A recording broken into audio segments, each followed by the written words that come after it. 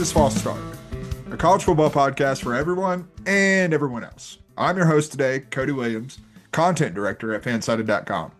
I'm not joined by John Bueller today. We are doing 2 solo episodes this week. I'll be out of town later in the week, and so here I am for the early week episode, and I got you all. But while you're here, please like, share, subscribe on YouTube, Apple, Spotify, everything you can to help the show out. We'd greatly appreciate it. If you leave a comment, if you leave a subscription, we will give you a shout out. If you leave a comment and ask a question, we will answer that question. Might even make a whole segment out of it if it's a good enough question. So please engage with the show. We want to engage with you guys. We want to keep the show growing. We want to keep the lights on. And, donate on Buzzsprout. That's going to keep saying that. You don't actually have to, but I would appreciate it if you did. Regardless, I'm going to get into it right away today. And that's with our first and 15 today. That is, Where's the Money, Lebowski? Second straight show. We're starting with this segment. But with March Madness going on, it felt like a really relevant thing to kind of highlight the contrast between what we're seeing in college basketball and what we're seeing in college football. In college basketball and March Madness, which is, I think, a good representation of that, this tournament's been weird. It's been a hell of a lot of fun. We just saw Iowa upset Florida on Sunday. First 1 seed defending national champs go down. We saw High Point take down Wisconsin in a thriller. We've had some great runs and some great upsets so far. But we haven't seen the huge upsets. There were no 13, 14, 15, or 16 seeds that won in the first round of the NCAA tournament. That is only the third time that has happened since 2008. And 2 of those times have happened in the last year. More importantly, there are no mid-majors that made it to the Sweet 16. It's all high major teams, and what you would equate to the Power Four in college football. Obviously, plus the Big East in college basketball. To me, this feels like a direct result of NIL and the transfer portal. Because I think what you're seeing in a lot of ways, and some of this is not dissimilar to college football and the way the group of 6 is being treated at this point, but what essentially has happened in college basketball, and I think it's more obvious when it comes to the tournament, is it's not the haves and the have-nots and the have-nots benefiting from having the ability to go be players in NIL or to potentially, find talent in the transfer portal. What's happened is the haves have become the have-mores. The haves are the have-mores. And when you see that in college basketball, it's extremely frustrating because, especially this time of year with March Madness, like, you love to see the upsets, you love to see the Cinderella runs. And that's still not impossible. That's still not out of the realm of possibility. Like, if number 9 seed Iowa, number 11 seed Texas were to continue on their run in the current NCAA tournament, yeah, you'd probably qualify them still as a Cinderella, even with the brand that's associated with them. But I think when you look at the sport of college basketball and those effects that I just talked about, and you translate that to college football, it is a little different. Yes, the group of 6 is having a harder time keeping up. We're probably not going to see a Cincinnati. Sauce Gardner would have transferred out of Cincinnati by the time we got there, and so on and so forth. Like, you see these things, and like we've seen in the 12-team college playoff, Boise State really didn't stand a chance in 2025, and then Tulane didn't stand, and JMU didn't stand a chance in 2024, and then now 2025. Regardless, like, you look at that, and yes, it's affected the group of 6 in a similar way to March Madness, but I think what it's also done, which I don't think is necessarily the case in college basketball, is you're seeing the parity at the top of the sport become deeper. And I'm not quite sure that's necessarily the same way that it is in college basketball. You're seeing, Alabama kind of pull back to the pack and try to figure out what to do there. You see Indiana going in 2 years under Kurt Cignetti, going from somewhat of a doormat in the Big Ten to going 16-0 and winning a national championship. And I think the more you look at these situations in college football, I think that in a very real way, college football is benefiting more from NIL and the transfer portal than college basketball is. That's not to say that water won't find its level in college basketball, and maybe this is an aberration, but I'm just looking at what we're seeing in March Madness. I think that the way that these things have affected college football has made their postseason in the college football playoff more desirable, more watchable, because you get teams that can't go on a run. Hell, Ohio State was an 8 seed in the 2024-2025 playoff when they went on to win the national championship. So, like, the more you look at these things, the more I think that NIL and transfer portal has made college football, and specifically the postseason, more entertaining and more volatile, I guess is the right word. Whereas the volatility that once made March Madness must see TV and like a can't miss event. Not that it's still not that for, college hoops fans, but at the same time, like I think for the casual, it's become less enticing. Yes, we saw Siena give Duke a game. Yes, we saw games like go down to the wire with these seeds, but they didn't get it across the finish line. And I think that's kind of where I come down on it is like, I don't want to lose that volatility, that ineffable quality that makes March Madness so chaotic and yet so fun at the same time. Yeah, your bracket can get busted, but you just watched UMBC beat Virginia. And I feel the way we're trending now with NIL and the transfer portal, we're less and less likely to see that. I hope I'm wrong. Let me be very clear. I want to see that kind of stuff when it comes to college basketball and March Madness, but it does feel like it's slipping through our grasp a little bit. And to some degree, that's just unfortunate. Don't want to see it. But again, going back to college football, I do think that yes, there are things that need to be fixed about NIL and about the transfer portal, and it does seem like some measures are being taken in that regard. But I think overall, college football, and again, specifically the postseason, have greatly benefited from what these changes to the sport have wrought. But we're going to move on to our second segment today, which is Big Ten energy. And we're starting with our visor wearing boy, Jedd Fisch, out in Washington. And he was asked by On Three's Pete Nakos recently, why isn't coming forward with the names that he knows are tampering.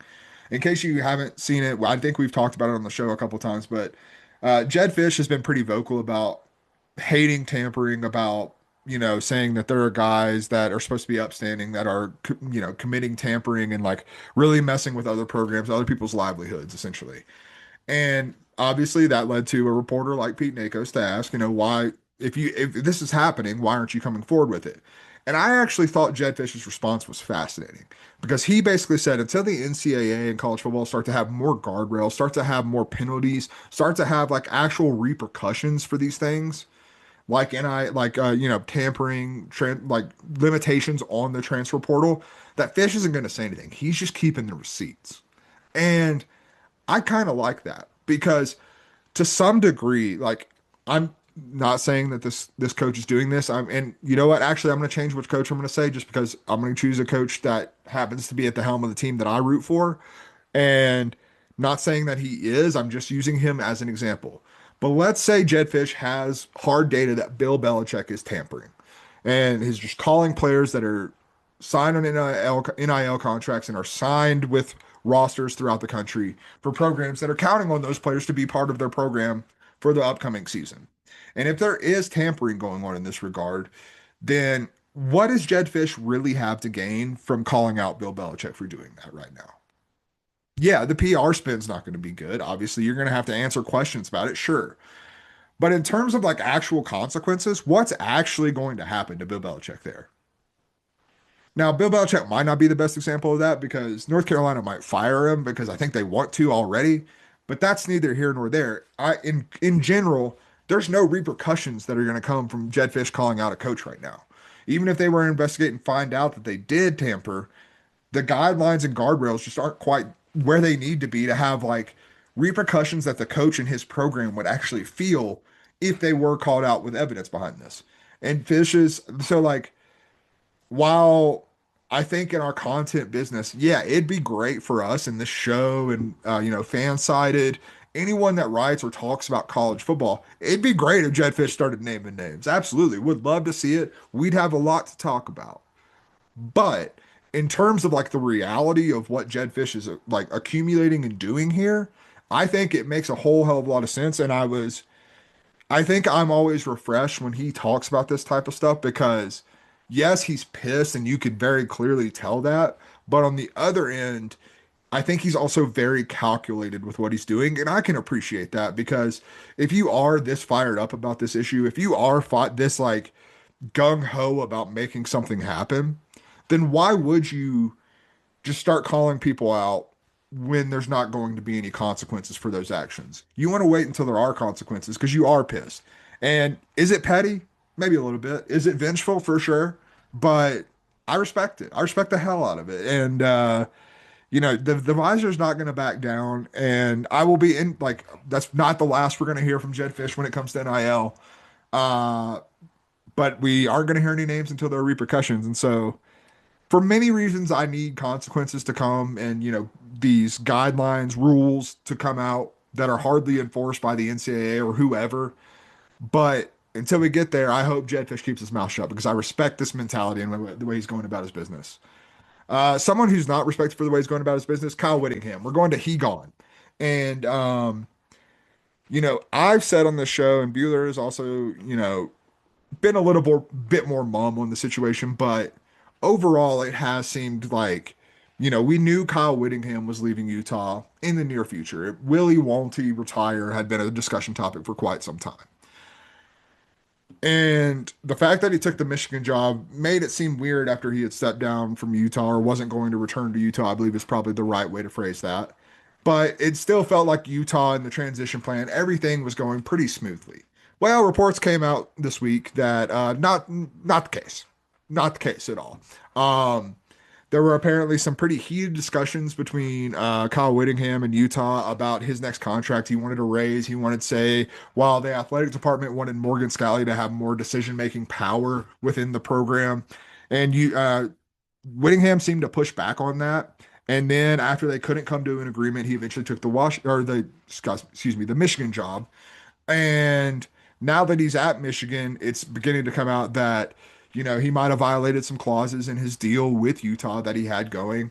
And there's a whole lot of nonsense going on with all this. But I think it does go to show that the more we've looked at the situation, the more Bueller and I have both kind of raised some questions about Utah. And like, yes, Morgan Scalley has been the coach in waiting for some time, but like, what's it going to look like with this transition?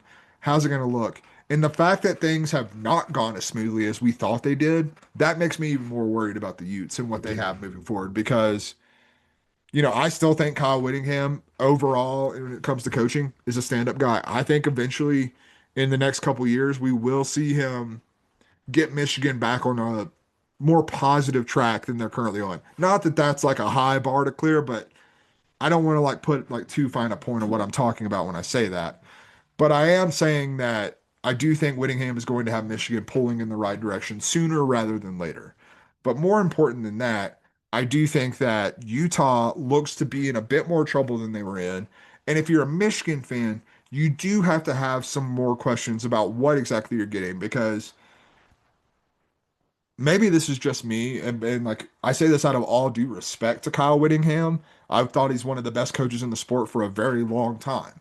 Like coaching at Utah is not an easy job, and the consistent success that he sustained with the Utes is admirable from a coaching perspective. There's no question about that. But you do have to wonder if some of the clean cutness or not even clean cut because that's not the image that he goes I guess like spiritually clean cut, maybe that's the way to say it, spiritually clean cut, wholesome maybe vibes that Kyle Whittingham seems to give off. Maybe that's like a little bit less the case, and for Michigan specifically, I think that creates an interesting proposition because you're trying, and I'm to be clear, I know these are different situations, but you're going from the sign stealing scandal to what happened with Sharon Moore. And I think part of the reason why they were so gung ho about Whittingham and like why he made so much sense for them is because of there's not really any like scandal attached to it. There's not really any negativity attached to Kyle Whittingham. Well, now there is some. And I'm not going to say it's going to doom him. Again, I'm mostly still optimistic about the Wolverines moving forward. I'm not going to say it's a referendum on his character because I don't think that's the case either. But I am saying that this is kind of the first, like, even loosely scandalous or at least like not not sunshine and rainbows thing that we've heard about Whittingham in quite some time. And the fact that it comes when he's just months into his Michigan tenure is at least interesting. It's at least worth noting, and it's at least worth mentioning on this here program, which is what I'm doing. Crazy how that works. But let's move on to our next segment, which is I saw the line. I'm excited about this. We're not going to do like full on win totals today. That's a me and Bueller exercise, and we're going to do that together. So no worries there. But win totals for most major conference programs have been released, and I just wanted to talk about some at the top of the SEC and the Big Ten that kind of stood out to me. And I think I'm going to start with the fact that we have Indiana and Oregon with the highest win totals of anyone in these conferences at 10 and a half. Um, for Oregon, I think it's interesting because that shows you the level of expectations that we're working with. We've talked about, Oregon's experience, Dante Moore coming back, Mateo Uiagalelei coming back, DeCorian Moore. You've got all these guys returning to Eugene, hoping to get over the hump with the Ducks. And that's not just a perception, that's the expectation based on what odds makers are saying. Oregon has a real opportunity ahead to assert itself in a season where they need to make a statement. And the expectation is 10 and over 10 and a half wins. And the more I look at that, the more I really want to see how this team and Dan Lanning respond to that pressure. On the flip side of that, I think it shows how high the bar is now is in Indiana. And I don't think it necessarily means that Indiana's going to have a hard fall back to earth at some point. I 100% in agreement with Bueller on this. I do believe Indiana will regress to some degree. Josh Hoover's not as good of a player as Fernando Mendoza, point blank, period. You lost some serious wide receiver talent. Yes, you have some guys ready to come in and take their place, but the depth is, a question mark. You lost some guys on the defense that have been stalwarts for you, D'Angelo Pons, guys like that, guys who are real leaders. Like, there are questions there, but you still have Kurt Signetti. You still have this coordinator tandem. Like, I don't think Indiana's going anywhere, but the fact that they have a 10 and a half win total set with a schedule that's not, we're not talking about 2024 schedule by any stretch of the imagination. Like, it's a regular Big Ten schedule that they are going to have to navigate. The fact that they are set at 10 and a half wins says a lot about the respect that Indiana now has and will have moving forward. We're going to go to the very, very top of the SEC now, and that's Georgia and Texas at 9.5 wins. And I find that particularly interesting, mostly because I think the difference between Georgia and Texas's schedules when you look at them. I'm pulling up the Georgia schedule real quick. I apologize for this. Um, when you look at Georgia's non-conference schedule, it's really not like anything that's going to scare you too terribly much, man. You got Tennessee State and Western Kentucky to open the season, and then obviously you finish with Georgia Tech. Uh, Especially with Georgia Tech expected to regress, like I don't see where Georgia's like really scared in the non-conference. So their 9.5 win total is set with who they have to play in the SEC, which is completely fair considering you're talking about a schedule that has Oklahoma, Alabama, Auburn, Florida, Ole Miss, and there's one more. Oh, and then toss-up games: Vanderbilt, Missouri, South Carolina. Like that's you're not playing the bottom of the SEC. You're playing some of the teams at the top of the SEC and a lot of the middle class in the SEC.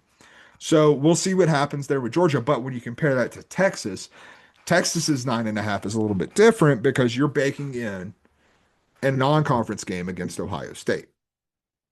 And so if you do the math here, and if you're like counting that as somewhat, a half win or a toss up or even a loss for Texas, that says to me that odds makers are expecting the Texas to win the same number, if not more, SEC games than Georgia.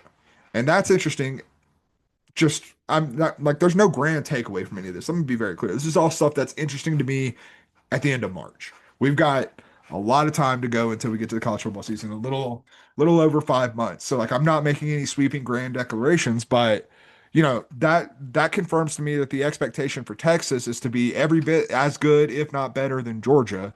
And that's even with a non-conference game against Ohio State. So the more I look at that, the more I'm intrigued by what we have going on there at the top of the SEC. Moving on to some more that were interesting. I'm kind of going to go a little bit quicker with these. Alabama and LSU are both at 8.5, which I think that says two different things. One, I think it speaks to the upside that LSU can have with Lane Kiffin, Sam Levitt, and everything that they brought in with this new regime. And for Alabama, I think it makes me feel more reasonable about the questions that I have about the Crimson Tide and Kalen DeBoer. The fact that you're on the same level playing field in terms of what odds makers think about your win total with a team with a program that just kind of blew it up and had an unceremonious incoming of this new regime. Like interesting that Alabama of all programs is in that situation where they are projected for the same win total as the LSU Tigers. Another team at 8.5 right there. We've got the USC Trojans. And interesting there. I think you could probably put them in the same category as LSU.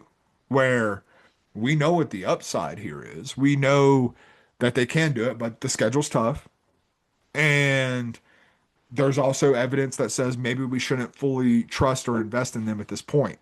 And so when that's the case, I think 8.5 makes a lot of sense for USC, especially with Indiana, Oregon at 10.5, and then the last team I'm going to talk about here, Ohio State at 9.5.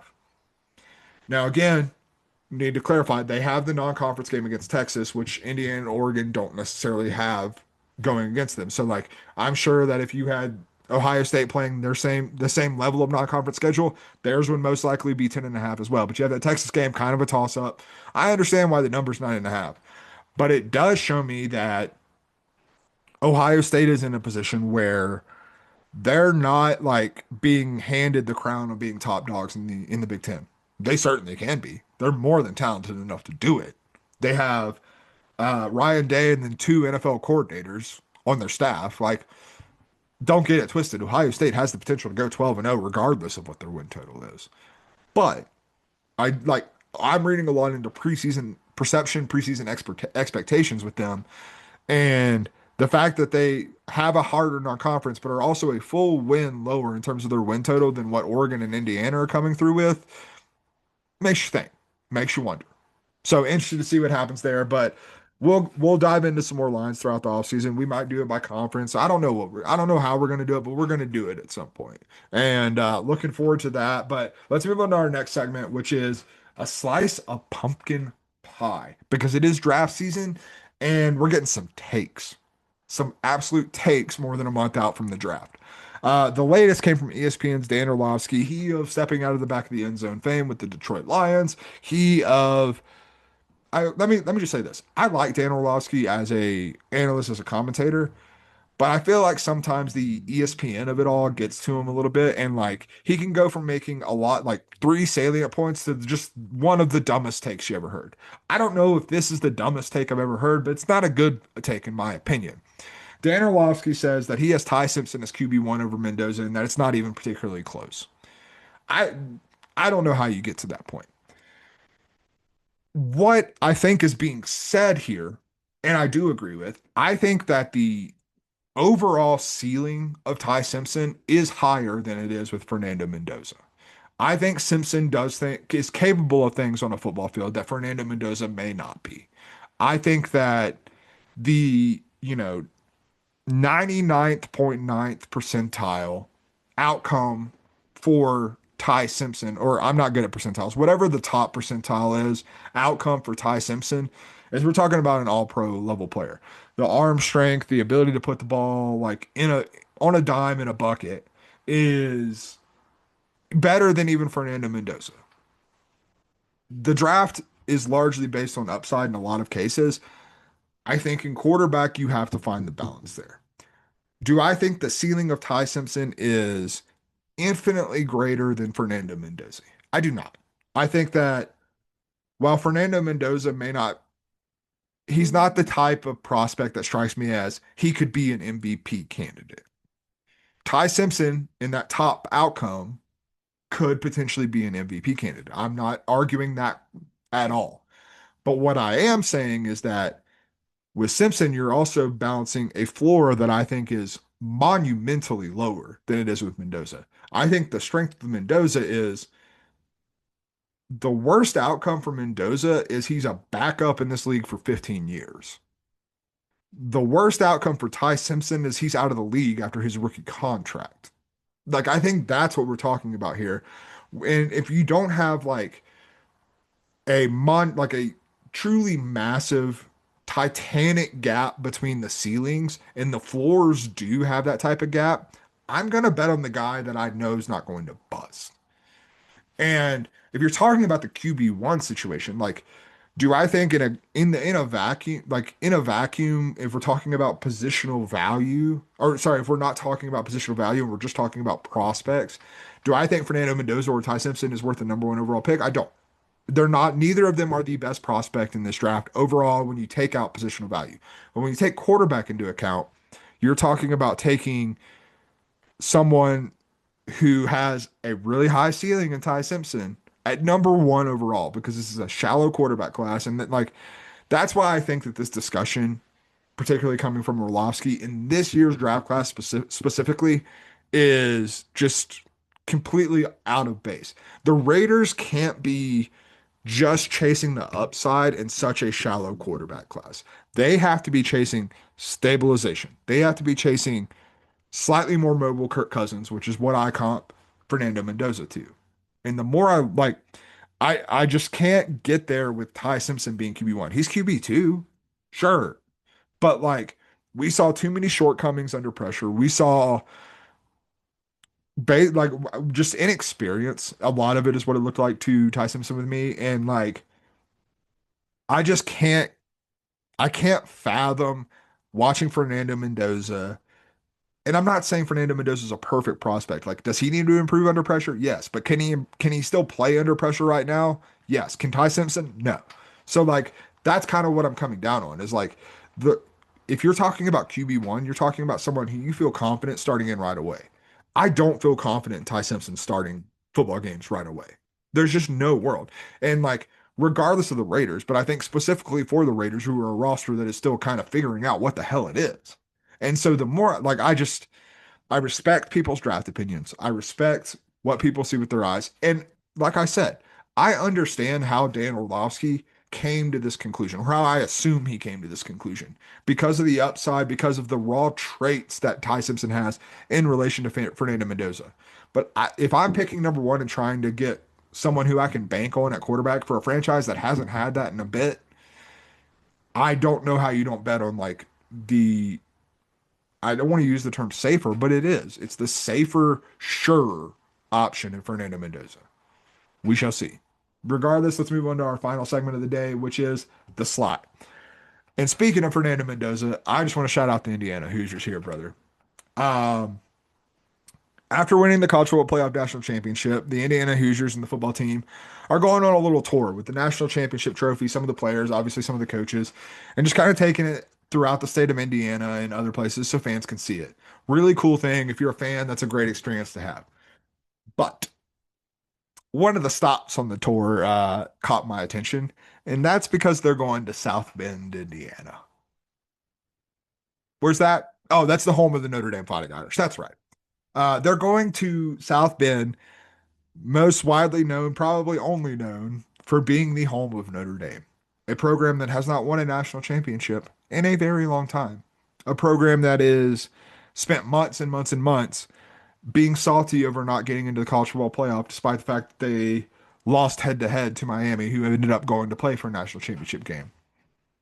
Indiana bringing the national championship trophy, bringing the celebration to South Bend, Indiana, is one of the greatest trolls of all time. And it was pointed out. I want to say it was on three, maybe not. I don't. Someone pointed out the fact that it's also particularly juicy that this stop on the Indiana Championship Tour is on April 2nd, the day after April Fool's Day. Not a big April Fool's guy, but if we're talking about just kind of needling, getting one over, Indiana going to South Bend for this is certainly qualifying as that. Um, and I think I'm not going to make some like grand point out of this, but like it does feel like it's very emblematic of Kurt Signetti, and to the point of why Bueller thought he was going to become a villain going into the 2025 season. He's a cocky son of a gun. Now, you can be cocky when you back it up, and by God, he's done nothing but back it up to this point at Indiana. But like it is where like it does feel like emblematic of like the program and the mentality that Signetti has. Like, there are a lot of places you could go with this trophy in Indiana. And I understand South Bend has a decent population. I understand that there are people in South Bend who may be Indiana fans, Indiana grads. I understand all of this. But there are also places near South Bend where you could have gone. Just a thought. And the fact that Indiana chose South Bend as one of the stops on this does feel calculated, does feel a bit trolly. I respect the hell out of it. Love every bit of it. It's the type of dumb, like, in-state rivalry shenanigans that I'm here for, and what makes this sport so beautiful, why I talk about it for 2 hours every week, 2 hours plus, why I'm doing this show today. So hats off to Indiana. You're definitely in the slot right where you need to be because you're feeling yourselves, and damn it, you deserve to. I'm feeling this episode though, because this was episode 261 of False Start. Again, please like, rate, listen, subscribe, and review on Apple, Spotify, YouTube. Leave us a comment, leave us a subscription. We will interact with you if you interact with us. 5-star reviews. We love 5-star reviews. Sorry for hitting the microphone there. We love a 5-star review on Apple and Spotify. I don't think you can do it on YouTube. If you can, do it there. You can follow me, Cody Williams, on Twitter or the X at This Is a 20. You can follow Bueller at Bueller118. You can follow the show at CFB False Start. Been a pleasure. It's nice to have some stuff to talk about. We weren't, with it being a solo show, I didn't want to go out and just like read my own list of something because it is kind of like list season for us. And I think it's good when me and Bueller have those kind of dialogues, but little less fun when it's just one of us talking about there because we can't bounce off one another. We can't make each other laugh, yada, yada, yada. But I appreciate y'all joining me today. Bueller will be here for Thursday's episode, and then we'll be back at the end of next week. I'm sure we'll see you then, though, because you guys are starters, you're the best, and this is false.